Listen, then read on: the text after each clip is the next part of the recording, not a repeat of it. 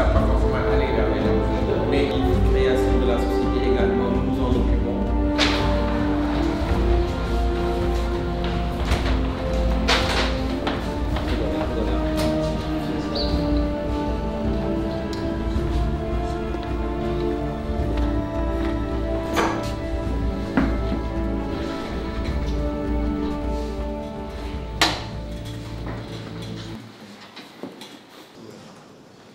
Donc, merci beaucoup, chers étudiants, chers invités, honorables, illustres présentateurs, Monsieur Lassana Sakho, bonjour tout le monde.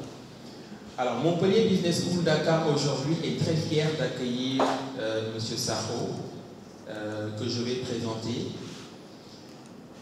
d'une certification en gestion de projet option finance du Centre africain d'études supérieures, le CESAG.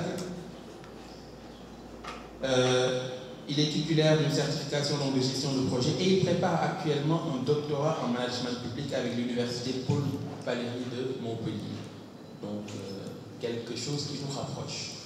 Parce que notre institution MBS fait partie du pôle universitaire de Paul Valéry. Donc, M. Sakho ne finit jamais d'apprendre et a débuté donc, sa carrière dans l'industrie et a développé une forte polyvalence en travaillant plus de 20 années dans des environnements dynamiques et très diversifiés. C'est quelqu'un qui est expert en, je vais résumer, parce que si je dois lire tout son CV, nous prendrons beaucoup de temps.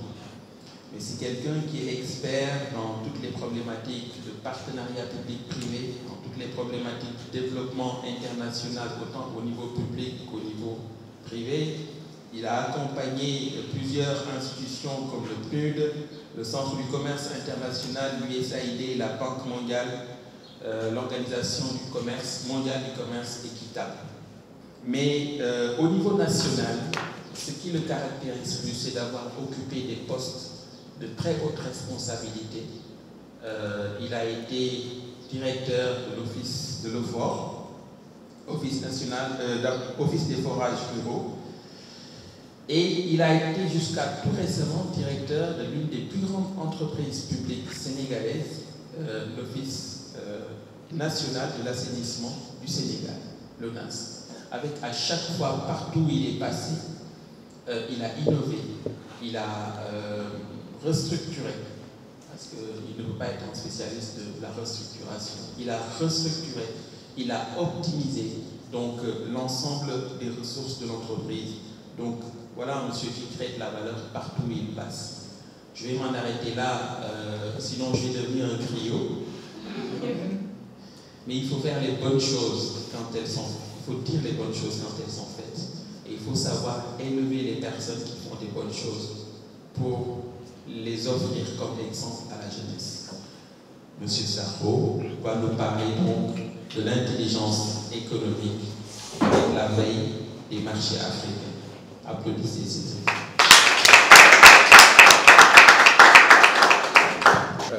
Merci docteur, merci Mamadou, c'est un plaisir d'être là. Je pense que le continent africain est à un tournant très très important. En fil au sud du Sahara, chaque 25 ans, la population est multipliée par 2, essentiellement les jeunes. Notre génération, je pense qu'on a loupé le coche, et vous n'avez pas le droit de louper le coche. C'est pour ça que vous devez être prêts. Vous devez être prêts à combattre, et vous devez être prêts à relever les grands défis qui pourront sortir le continent africain de la pauvreté. La Chine a connu les mêmes difficultés que l'Afrique, je crois, mais ils ont pu aborder le bon tournant. L'éducation, c'est la base de tout. C'est l'éducation qui permet d'avoir les bons comportements, mais c'est l'éducation qui permet surtout de pouvoir apporter les bonnes réponses au monde. Nous sommes dans un monde ouvert qu'on appelle la mondialisation. Et on a d'autres choix que d'y aller. Y aller en captant toutes les grosses opportunités. Et ces opportunités, pour pouvoir les capter, il faut être prêt. Ça, je pense, c'est le premier mot que je voulais vous passer. Le deuxième, avant de commencer, vous devez vous considérer comme des privilégiés, je crois. Combien de votre âge aujourd'hui n'ont pas ce privilège d'être là? Combien de votre génération, dont les parents n'ont même pas les moyens de payer des études, Et je crois qu'en rapport avec tout ça, vous devez donner le maximum de vous-même. Non seulement pour aider la mère Afrique à se relever, mais également pour que les sacrifices qui ont été faits par vos parents ne soient pas vains. Et c'est pour ça que dans ce cadre, nous allons parler d'intelligence économique. Pourquoi intelligence économique? Parce que le monde il bouge, parce que le monde il a beaucoup changé. Et quand on reste sur les métiers classiques, les cours classiques, on ne pourra jamais apporter les bonnes réponses. Et vous ne pourrez même pas vous vendre en entreprise en réalité. C'est ça l'importance de séminaires comme ça. Et c'est ce que je disais tout à l'heure à Mamadou. Je dis il faut qu'on les multiplie parce qu'il faut qu'on prépare nos jeunes. C'est pas forcément celui qui a eu 19 sur 20 en moyenne qui est forcément le meilleur parmi vous. Ça n'est pas vrai. C'est celui qui sait faire la différence, c'est celui qui sait se faire vendre. Mais c'est celui qui a surtout développé une polyvalence. Et je pense que c'est pour ça qu'il faudrait que des métiers comme ça, que vous les pratiquiez. Ce qu'on veut aujourd'hui, c'est partager avec vous sur le contexte des nouveaux affrontements. C'est une guerre en réalité, quand vous voyez ce qui se fait entre la Chine et les États-Unis, c'est une guerre. C'est pas seulement de l'économie, c'est pas seulement prendre la part de marché, c'est une guerre que les États font.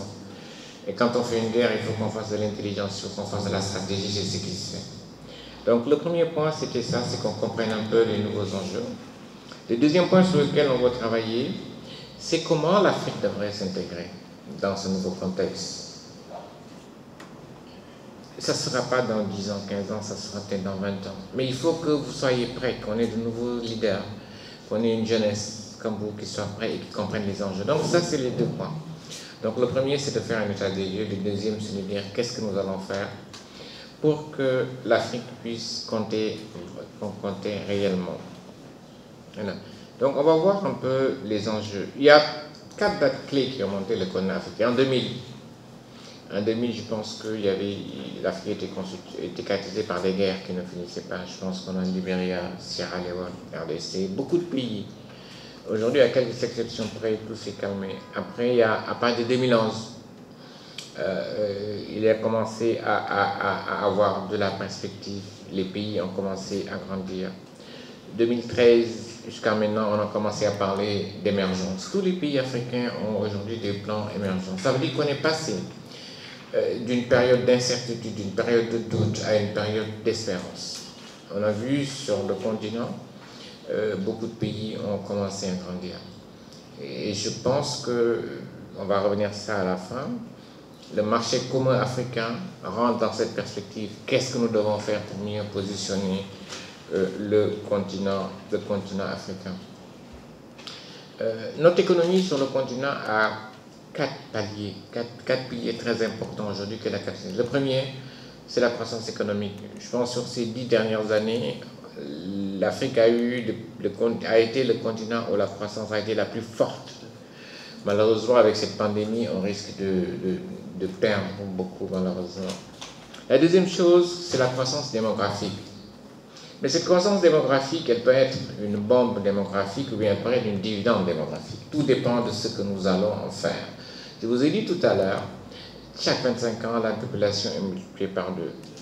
Naturellement, le troisième point, c'est que tous les pays ont des stratégies d'émergence. Ça peut être considéré comme des mots, c'est qu'en réalité, tous les pays travaillent pour mettre en place des stratégies d'émergence. J'ai beaucoup voyagé dans beaucoup de pays, mais quand vous avez une compétition entre les pays aujourd'hui qui se font. Et la porte d'entrée d'un pays, c'est l'aéroport. Lomé a refait son aéroport, Bamako a refait son aéroport, le Sénégal a refait, la Côte d'Ivoire a refait, en Afrique centrale, le Kinshasa a refait. C'est la porte d'entrée pour que l'étranger qui vient pour dire ce pays, je peux y investir. Parce que c'est la première impression qu'on a qui est importante.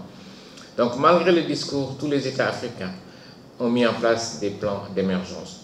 Ça marche, ça ne marchera pas, c'est politique ou pas, mais je pense que la volonté politique elle est fortement exprimée. Le quatrième point, c'est l'amélioration du climat des affaires. Vous avez tous entendu parler du doing business. Et tous les pays africains se battent pour ça. Parce que quand un investisseur vient dans votre pays, ce qu'il regarde, c'est est-ce que je peux investir dans ce pays? Le seul baromètre qu'ils ont, c'est un doing business qui permet de classer les pays. Et les pays africains se sont beaucoup améliorés dans ce domaine. Le dernier point qui est une corrélation de tout ça, naturellement, c'est qu'on a une augmentation de la classe moyenne, quoi qu'on puisse dire. Une classe moyenne, c'est elle qui permet de développer la consommation. D'accord? Donc, on a la classe moyenne qui monte. Et je crois que dans les années à venir, on devrait continuer à voir les résultats. Donc ça, c'est les principales forces de l'économie africaine. Je reviens sur la croissance démographique assez rapidement. En 1900, il y avait 133 millions d'Africains. L'année 1900, il y avait 133 millions.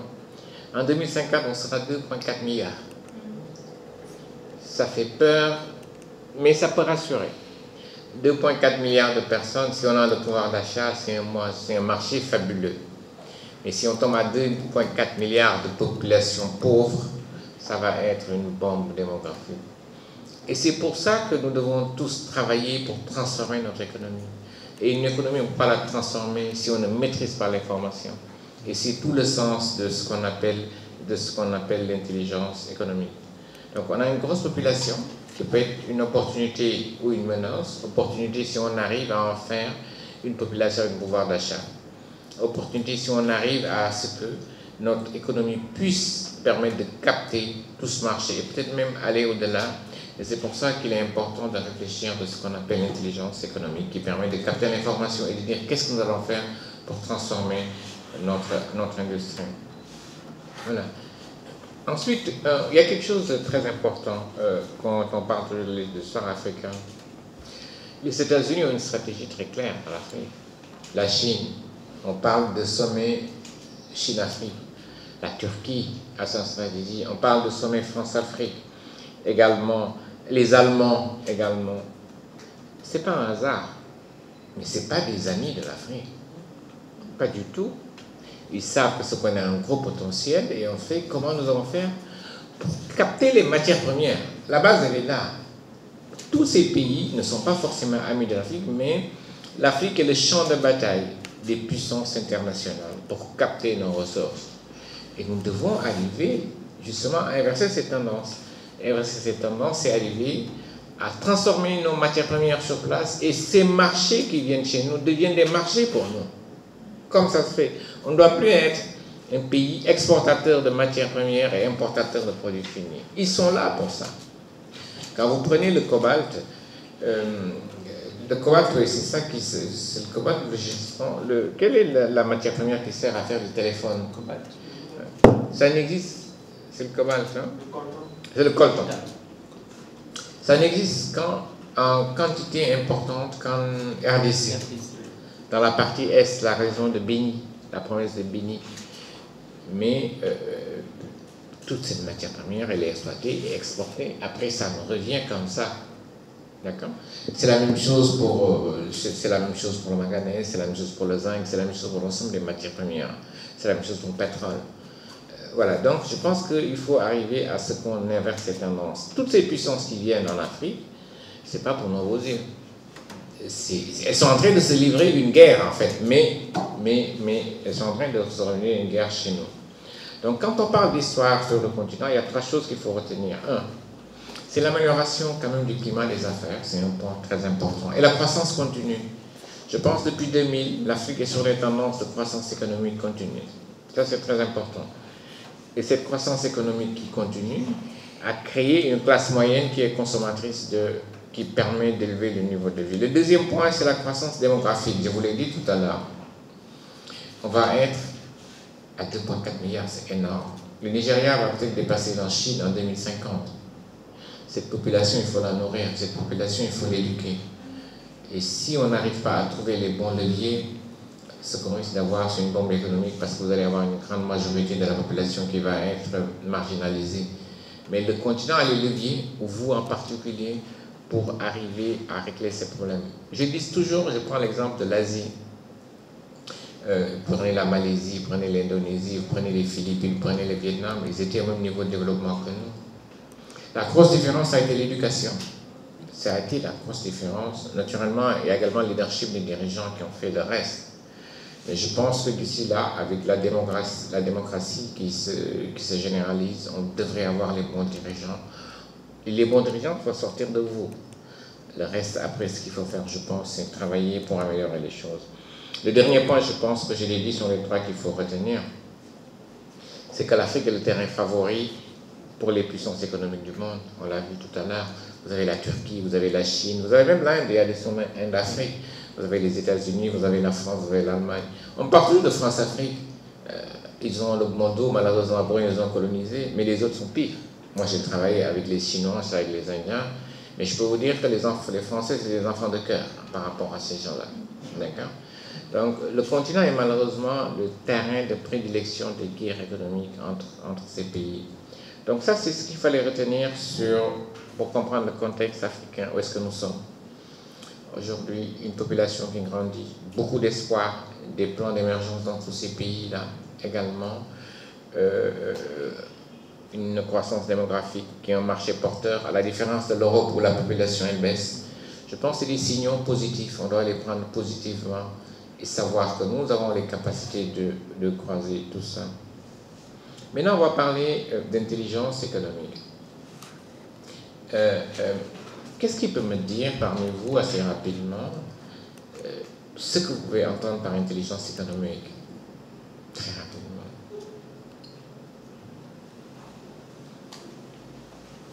Allez-y. Ce que j'entends par intelligence économique, c'est l'ensemble de tous les moyens utilisés pour collecter des informations, des données sur les entreprises, les États et autres. Excellent, c'est la bonne réponse. C'est collecter des informations, mais pourquoi faire? Pour se défendre, pour attaquer. J'ai peut-être anticipé sur des choses qu'on va voir après. L'Afrique a mis ce qu'on appelle la ZLECAf, c'est le marché commun africain. Les Chinois connaissent beaucoup mieux le marché de la Côte d'Ivoire que le Sénégalais, lambda. Ça veut dire que nous n'avons pas anticipé sur des choses comme ça. Je parle Côte d'Ivoire parce qu'on est en Afrique de l'Ouest, mais je ne parle même pas du Kenya. Alors qu'un marché commun africain, quand il existe, ça doit permettre à un pays de pouvoir exporter dans ces pays-là, en maîtrisant l'information dont il parle. L'information, c'est quoi le marché, c'est quoi le pouvoir d'achat, qui sont les concurrents. Et c'est ce que tout le monde fait. Toute la guerre aux États-Unis contre Huawei sur la 5G, mais il est lié à ça. Ils ont les bonnes informations, les Américains savent que Huawei a les bonnes informations pour attaquer, mais ils sont incapables. Alors ce qu'ils font, c'est que là, ils déclarent carrément une guerre ouverte. Donc c'est la collecte de l'information. Donc l'intelligence économique, c'est avant tout un état d'esprit. C'est un processus, c'est un état d'esprit. Nous voulons y aller. C'est un état d'esprit d'abord. C'est un processus cheminement. C'est un cheminement, ça commence par A, ça se termine par B. Et c'est des moyens en interne, un dispositif. Donc c'est un état d'esprit. C'est un processus qui doit être rédigé et ensuite c'est un dispositif pour mettre en œuvre, pour collecter ces informations et ensuite les traiter. Mais ça doit toujours commencer en entreprise, parce que l'entreprise est le pilier d'un pays. Quand une entreprise ne marche pas, quand les entreprises ne marchent pas, il n'y a pas de travail. Quand les entreprises ne fonctionnent pas, il n'y a pas d'économie. Quand les entreprises ne fonctionnent pas, il n'y a pas de redistribution de richesses. Donc tous les pays développés mettent en avant leur entreprise et ils facilitent seulement. Et les entreprises aujourd'hui sont confrontées à 4 choses importantes. Il y a une saturation des marchés. Il y a une saturation des marchés. Sur des matières premières par exemple, comme le blé, parfois les gens ont des surplus de production qu'ils jettent. La même chose pour le sucre. Quand vous entendez tous nos commerçants dire que le sucre sur le niveau mondial coûte moins cher que le sucre de la compagnie sucrière sénégalaise, c'est parce qu'il y a une saturation, une offre plus importante que la demande, et ce que les pays qui ont une offre plus importante font, c'est qu'ils cassent les prix. D'accord? Donc il y a une saturation des marchés, il y a une évolution très rapide des technologies. Regardez les téléphones que vous avez. Encore que Apple, c'est tous les années, je pense, mais quand vous allez chez Samsung, c'est chaque année, il y en a 2 ou 3 qui sortent. Donc, il y a une évolution très rapide, mais il y a surtout une chose, une déréglementation, la circulation des biens, la liberté, une libre circulation des biens et des richesses. Sur l'Afrique, nous vivons ça. Aujourd'hui, quand vous prenez l'UEMOA, Quelqu'un qui fabrique une chemise en Côte d'Ivoire peut vendre cette chemise au Sénégal sans rien payer. Le problème de la Sonacos pour l'huile, ce n'est pas forcément la graine d'arachide qui se rentable.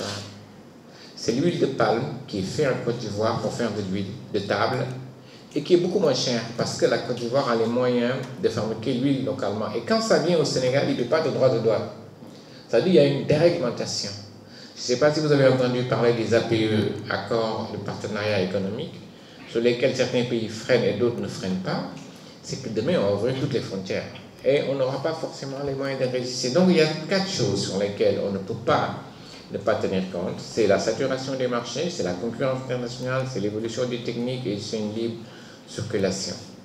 Et pour se caler à ça, les entreprises doivent adopter une approche combinant innovation. Il faut changer tout le temps, être à l'écoute des marchés, intelligence économique pour survivre. Parce que si vous n'innovez pas, vous ne vous mettez pas à jour. Mais pour innover, il faut avoir l'information. C'est pour ça qu'il faut aller chercher l'information. Qu'est-ce qui change dans le marché? Que font mes concurrents pour pouvoir innover et vous mettre au niveau, au niveau des marchés. Et pour faire de l'intelligence économique, il y a 2 choses qu'il faut faire. Il faut faire des leviers de surveillance en interne et faire des leviers de surveillance en externe.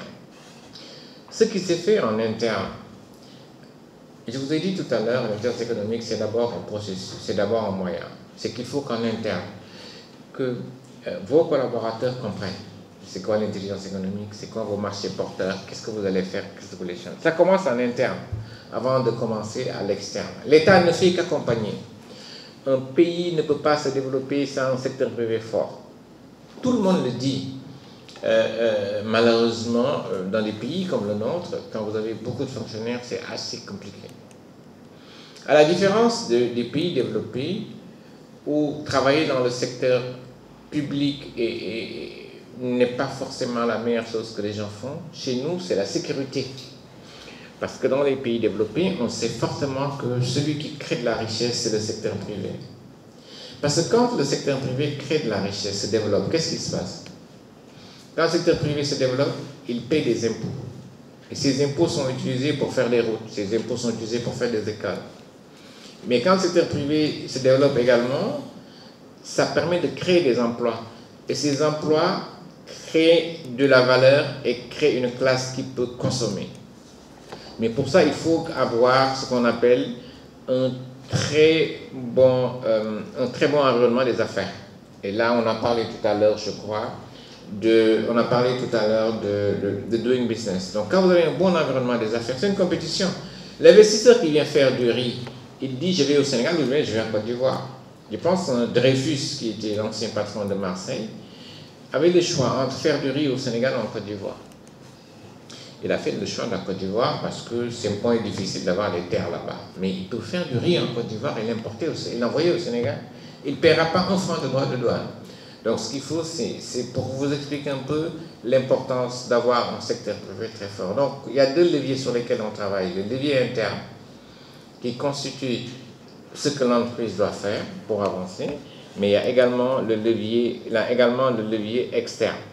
Le levier externe, c'est ça, c'est qu'est-ce qui se fait à l'extérieur. Donc en interne, moi je dois travailler pour que mes équipes comprennent ce que je veux faire, mes équipes sont engagées, mes équipes comprennent la stratégie. Maintenant en externe, c'est là où je vais regarder qu'est-ce que font mes concurrents. Et c'est là qu'il dit l'importance de capter l'information d'or. Qui est mon concurrent? Qu'est-ce qu'il fait? Comment il travaille? Quelles sont ses forces? Quelles sont ses faiblesses? Et là, je pourrais l'attaquer. Ça se fait au niveau de l'entreprise locale. Mais il faut le faire au niveau de toutes les entreprises. Et le rôle de l'État, dans ce cas de figure, c'est d'accompagner l'entrepreneur. Le roi du Maroc, je ne sais pas si vous avez déjà remarqué ses déplacements, il se déplace souvent en Boeing. Mais c'est le premier capitaine. Et quand il se déplace, vous avez une 50aine de chefs d'entreprise qui l'accompagnent. Mais systématiquement. Et ce n'est pas un hasard. Il l'accompagne systématiquement pour aller chercher l'information. Et après, derrière, ce sont les mêmes qui reviennent. Vous pensez que c'est un hasard que les plus grosses banques sénégalaises soient des banques marocaines aujourd'hui? Mais ça s'est fait sur 10 ans de shift. Regardez la mandarine, je vous donne des exemples. Regardez la mandarine sénégalaise qui était verte. Vous ne la voyez plus maintenant, du tout. Mais parce que les Marocains ont compris très vite qu'ils ont fait une étude de marché, ils ont fait de l'intelligence économique, qu'il y a une niche énorme ici. Ce qui les a aidés, c'est la route aujourd'hui entre Rabat et Dakar qui passe par Nouakchott, mais il n'y a plus de mandarine sénégalaise. C'est fini, ça n'existe plus. Et c'est ça le rôle. D'avenir, l'entreprise fait le travail, fait la recherche. Après, il faudrait que l'institution, qui est l'État, l'accompagne. C'est ce que fait le roi du Maroc chaque fois qu'il se déplace. Et tous ces sommets qu'on organise, France-Afrique, le prochain sommet Chine-Afrique, ça va être à Dakar, si je ne me trompe pas. Et je suis sûr que vous allez avoir près de 200 entreprises chinoises qui vont venir, pas forcément pour le Sénégal seulement, mais pour également tous les chefs d'entreprise qui vont venir des autres pays africains. Ils viennent chercher l'information. Donc l'État accompagne, mais ce qui est plus important, c'est qu'en interne, dans les entreprises, que le travail puisse être fait pour capter l'information, la traiter et pouvoir aller à l'assaut du monde. Donc ce qu'il faut retenir en 4 points à ce niveau, c'est que l'intelligence économique commence d'abord en interne. À 2 niveaux en interne. Ça commence par l'entreprise d'abord, avant de commencer par l'État, mais ça commence dans l'entreprise. Il faut avoir un bon processus, il faut avoir les bonnes personnes, il faut pouvoir collecter les informations et les traiter. Donc elle commence en interne. Et chaque projet que vous faites appelle à une intelligence économique spécifique. Même dans un même pays, les business schools, il y en a beaucoup. Et moi, je reste persuadé que chacun regarde ce que fait l'autre. Ça veut dire que quand vous avez un projet particulier d'ouvrir une école, une business school, vous devez aller regarder un peu qu'est-ce que font les autres avant de vous lancer. Donc, chaque type de projet nécessite une intelligence économique. Et la compétitivité, c'est le moteur de l'intelligence économique. Quand je fais de l'intelligence économique, c'est pour gagner des parts de marché, c'est pour être meilleur. Et je ne peux pas être meilleur si je ne suis pas plus compétitif. Parce que le consommateur, il choisit toujours ce qui est mieux pour lui en termes de rapport qualité-prix. Donc les outils de surveillance, l'information, comment on la traite, où est-ce qu'on va la chercher, sont quelque chose d'important pour l'intelligence économique. Donc en résumé, c'est les 4 points. L'intelligence économique commence en interne, chaque projet appelle à un type d'intelligence économique. La compétitivité est le moteur et les outils de surveillance sont indispensables pour la mise en place d'une intelligence économique. Maintenant, on va parler très rapidement de l'environnement international.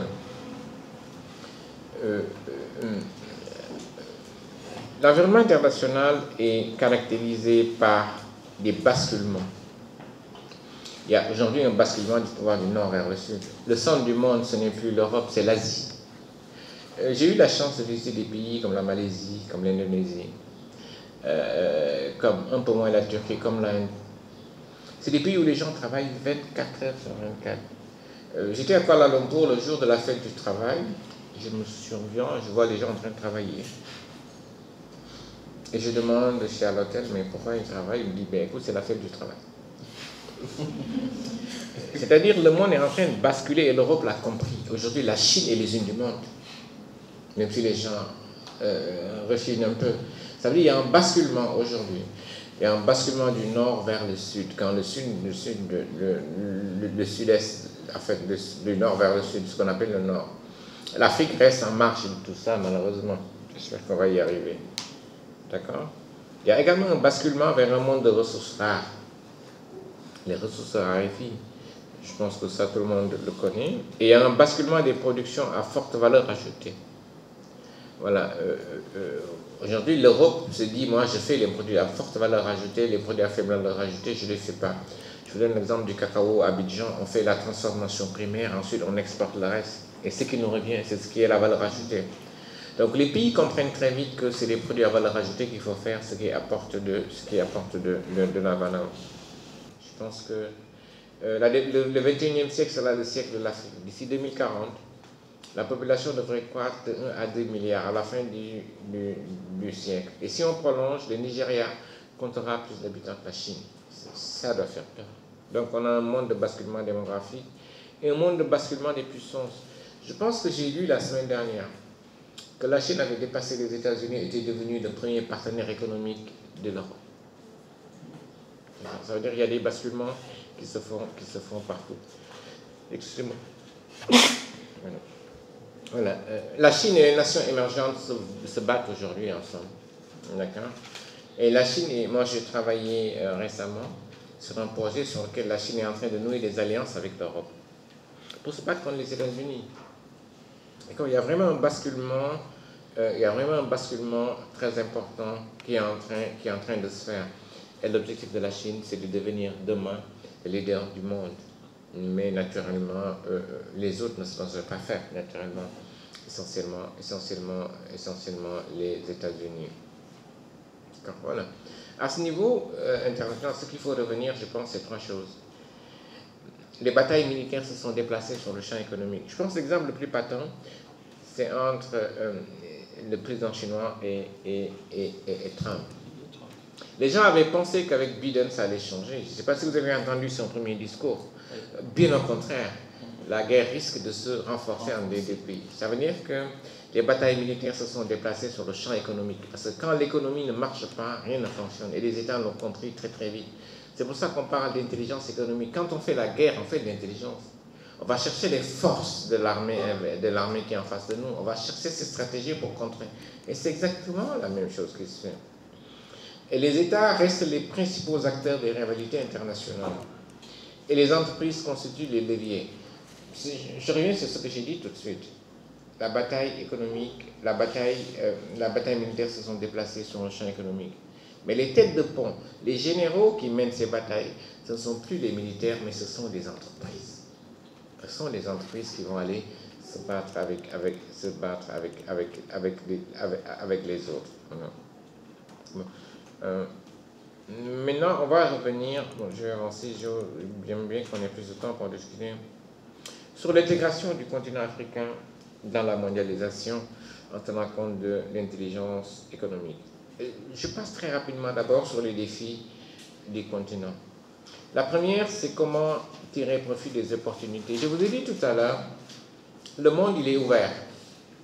Ça veut dire que, théoriquement, le poisson du Sénégal, il est exporté en Europe sans droit de douane.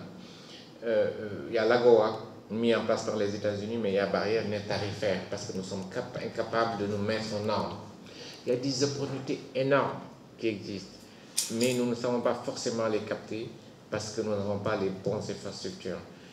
On parle de l'Éthiopie, où la Chine a délocalisé une très grande partie des usines de fabrication de chaussures, parce qu'ils ont su se mettre aux normes.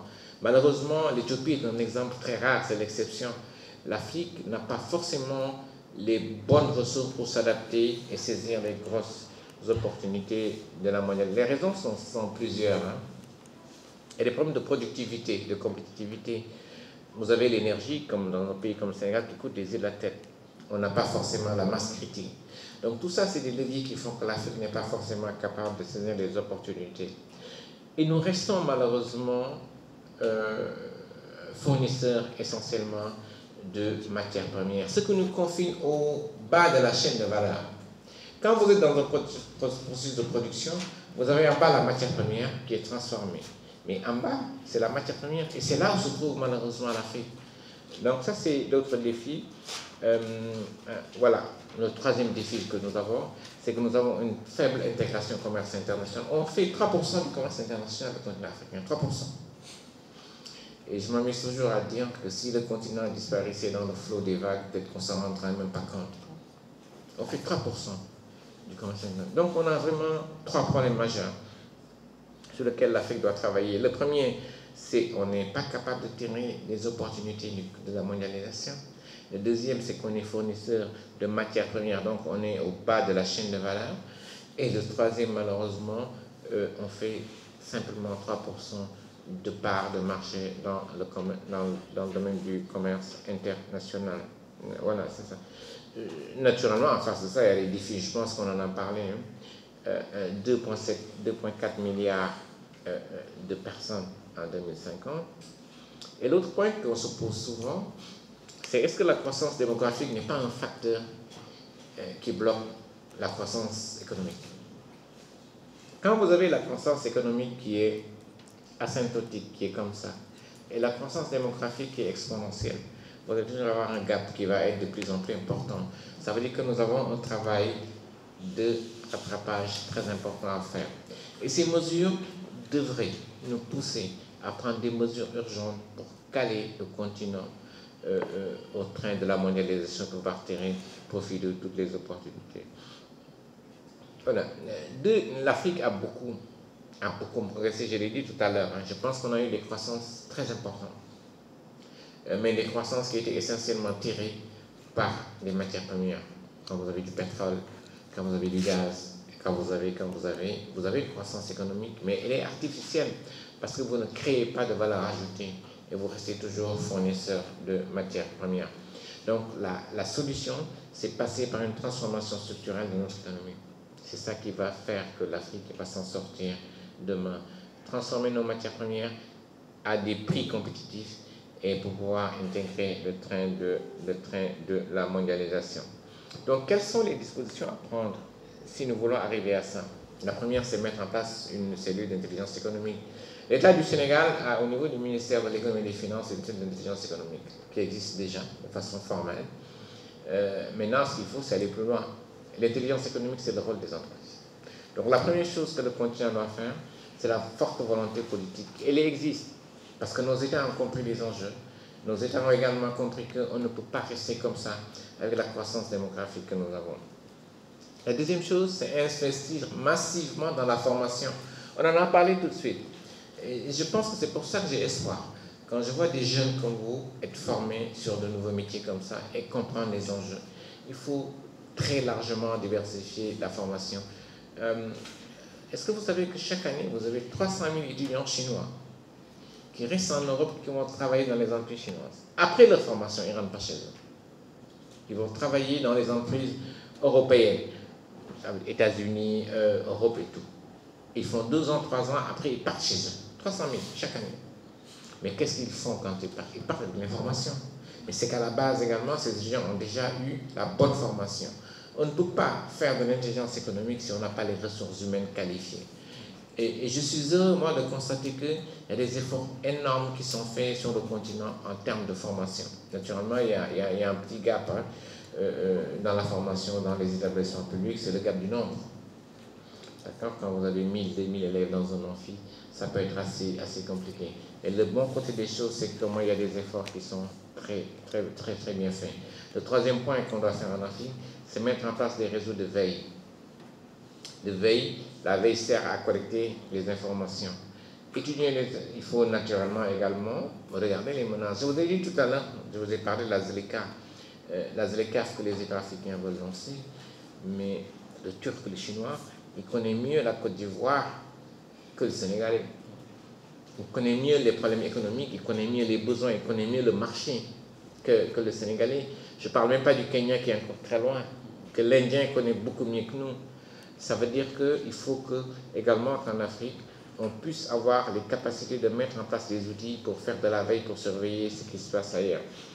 Et le dernier point, c'est développer au sein des entreprises une capacité d'absorption qui réside, une capacité d'absorption et de traitement des informations. Donc il y a 5 choses. Hein. Il y a la forte volonté politique des États.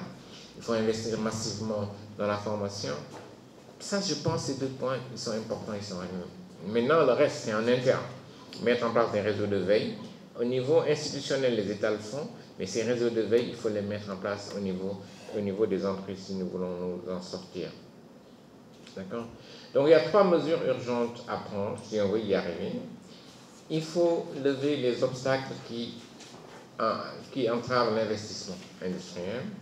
Il faut consolider les organisations régionales. Si vous connaissez, l'UEMOA est un exemple parfait de quelque chose qui fonctionne. On a la même monnaie, même si on dit que ce n'est pas une monnaie, c'est la monnaie de la France. Mais je ne connais pas un pays africain qui s'est développé avec sa propre monnaie. 8 pays qui ont la même monnaie. Je vais en Côte d'Ivoire, je vais au Togo, je vais au Bénin, je vais en Guinée-Bissau, je vais au Mali. C'est mon pièce d'identité.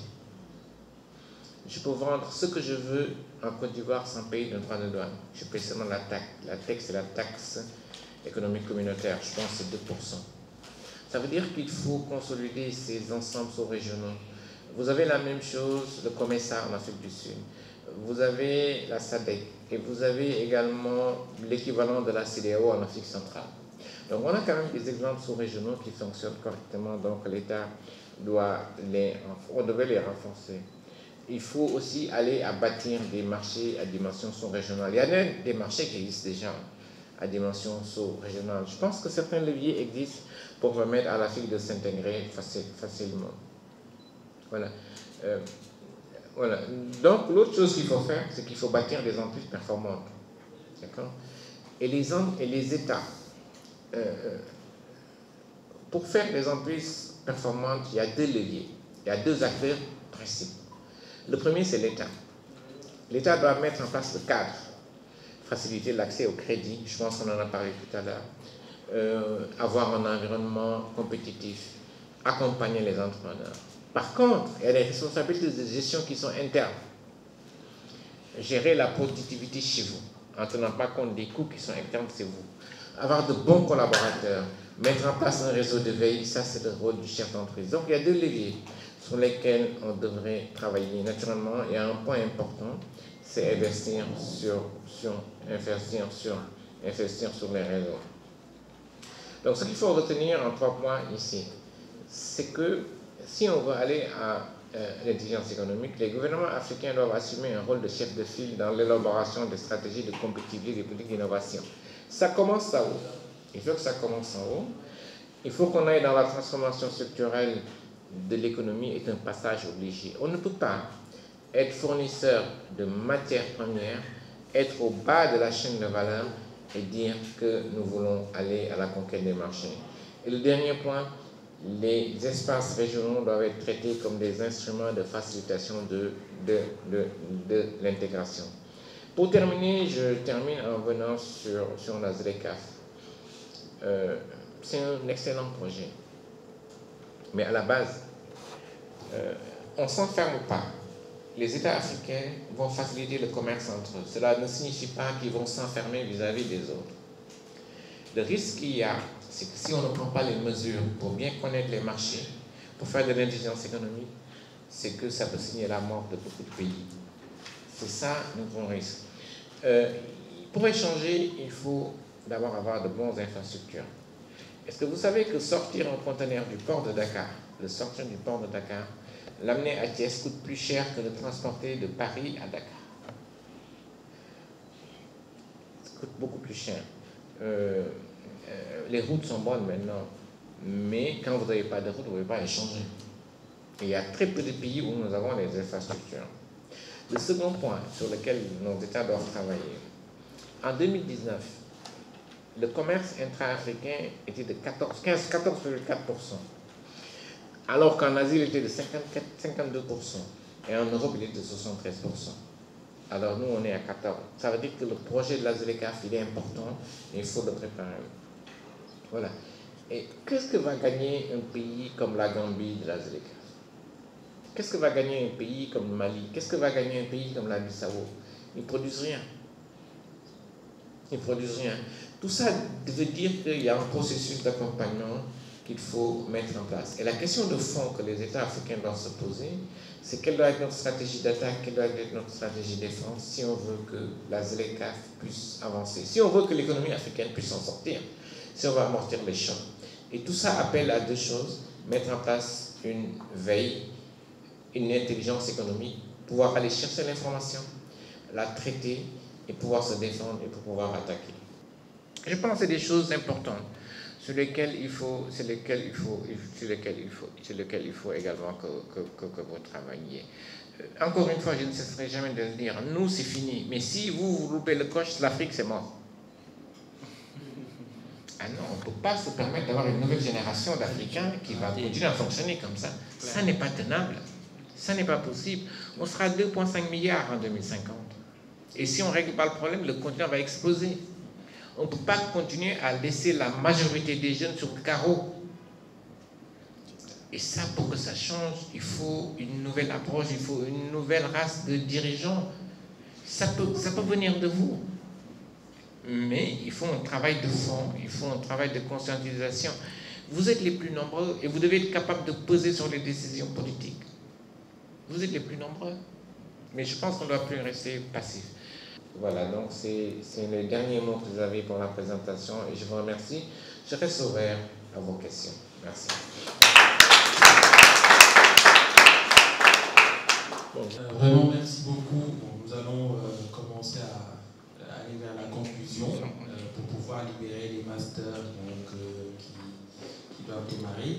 Alors, moi je retiens 3 choses donc, pour être vraiment très concis, aller directement à l'essentiel. La première chose, c'est de dire que l'intelligence économique doit d'abord être un état d'esprit. Il faut d'abord que ce soit une culture. J'aime à dire à mes étudiants et à beaucoup de personnes avec qui j'échange parfois que beaucoup de dirigeants ont ce qu'on appelle, ce que moi j'appelle la cécité stratégique. Ils n'ont pas la culture de la stratégie. Ils ne se projettent pas dans la durée. Donc, il faut que ce soit d'abord un état d'esprit, depuis les gouvernants jusqu'aux chefs d'entreprise, mais également jusqu'aux employés, première chose. La deuxième dimension de l'intelligence économique, donc c'est un dispositif, c'est un ensemble d'outils qui doit être articulé pour la collecte, le traitement, l'utilisation de l'information, diffusion en interne et en externe, mais également pouvoir utiliser toutes ces ressources pour créer de la valeur, se protéger, créer de la valeur. Et pour créer de la valeur, la deuxième dimension importante, ou la troisième plutôt, c'est savoir innover. D'où le mot que beaucoup aiment utiliser, mais qui est souvent galvaudé, l'agilité.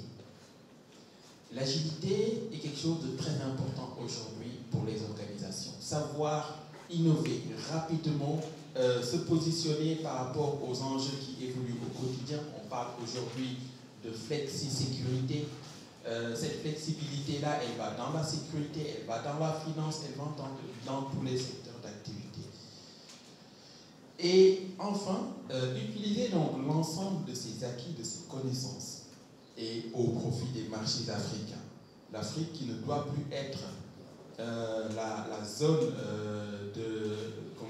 d'exploitation et d'approvisionnement en matières premières, qui ne représente que 3%, mais l'Afrique doit s'affirmer par rapport à ces enjeux de croissance qui aujourd'hui, cette guerre tacite entre plusieurs États.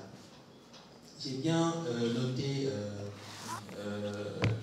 la transposition que vous avez faite en montrant aujourd'hui comment les gens pensaient que Trump, avec son départ, que les États-Unis allaient changer de position vis-à-vis de la Chine. Biden, dans son discours, a appelé l'ensemble des parties prenantes du monde occidental à une confrontation plus intelligente. C'est-à-dire, on ne doit pas s'opposer à la Chine telle que Trump le faisait, mais il faut que toutes les ressources du monde occidental puissent faire face à la Chine de manière plus intelligente. Donc la posture ne va pas changer. Ce qu'il dit sur Huawei ne changera pas en réalité. Huawei est désormais un adversaire et jamais les États-Unis ne vont lui ouvrir une autre route ouverte pour le laisser se développer. Donc voilà un peu des enjeux forts et quelle est la place de l'Afrique dans tout ça. Je ne pourrais pas conclure donc, sans le remercier, mais surtout sans remercier celui par qui tout est arrivé, M. Gueye, mon collègue, qui lui aussi est quelqu'un qui fait de l'intelligence économique, qui fait également des stratégies d'influence et qui quand même a pu faire venir ici M. Sakho. Je vais lui donner un mot. Merci docteur.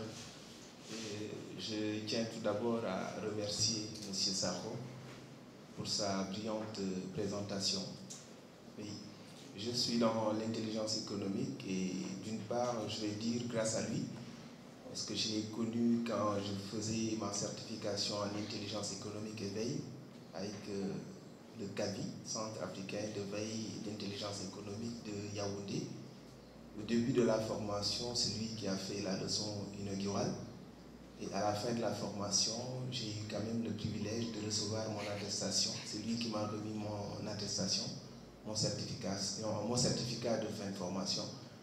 Donc, c'est un homme de terrain, un homme d'analyse, de relationnel. C'est quelqu'un vraiment qui a l'état d'esprit dont il parlait tout à l'heure, qui est capable d'impulser des entreprises. Je pense que modestement, il ne vous a pas expliqué son parcours au niveau de la SOBOA. Et quand la SOBOA avait un client comme la NBA, il fallait mettre en place une stratégie d'attaque. Et je pense que c'est grâce à lui aujourd'hui que la SOVOA a pu se tirer d'un concurrent qui au début était très redoutable, qui était la NBA, qui commercialisait la boisson Lisa. Il n'était pas né. Vous n'étiez pas né, hein? Lisa. Non, il ne savait pas. Lisa, donc Cheikh Tal Dioum, qui a créé son entreprise à l'époque et avait donné le nom de la boisson qui portait le nom de la première dame du Sénégal, Elisabeth Diouf. Lisa. Donc au début, qui vendait la boisson à 100 francs. C'est vrai. Et là, il m'a marqué parce que le jour de la certification, quand j'ai abordé la question, il me dit, mais écoutez, vous savez, il faut toujours avoir une stratégie offensive, défensive et d'attaque. Et ce sont ces trois mots qui résument l'intelligence économique. La veille, la protection des données et l'influence. Et vous savez, comme il l'a dit, c'est un état d'esprit, mais la base de l'intelligence économique, c'est l'information. Donc, savoir s'informer. Vous l'avez vu peut-être en marketing, la première dimension, c'est l'information. S'informer, analyser. Donc, la deuxième dimension, c'est la prise de décision. Et ensuite, comment concrétiser ces décisions?